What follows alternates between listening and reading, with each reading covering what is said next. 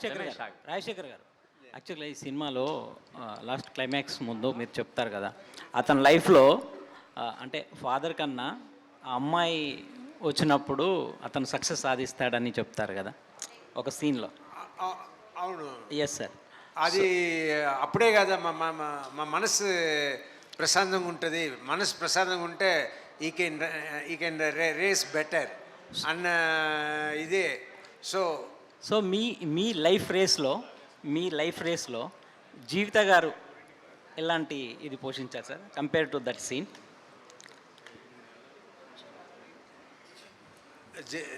ఈయన చెప్పారు కదా, జీవిత గారు నన్ను స్కూల్కి తీసుకెళ్ళినట్టు షూటింగ్ తీసుకెళ్తుంది, మరి ఇంటికి తీసుకొస్తుంది. అలాగే నేను బతుకుతున్నా అంతే.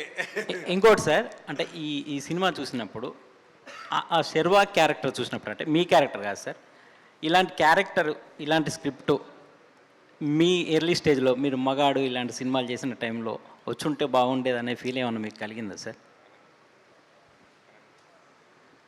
అలా ఏం లేదు. బట్ సన్, నాకు ఇద్దరు డాటర్స్. ఈ సినిమా చేస్తున్నప్పుడు సన్, నా తమ్ముడికి ఇద్దరు సన్స్. సో వాళ్ళ బిహేవియరు అండ్ మా బిహేవియర్, మా డాడీ టువర్డ్స్ మై డాడీ, ఇదంతా చూస్తూ అబ్బాయిలు అయితే ఇలాగే ఉంటారు, అమ్మాయిలు అయితే మన ఇంటి అమ్మాయిలాగా ఉంటారు అని ఆ లైఫ్లో నేను నేర్చుకుంది ఈ సినిమాలను చూశాను.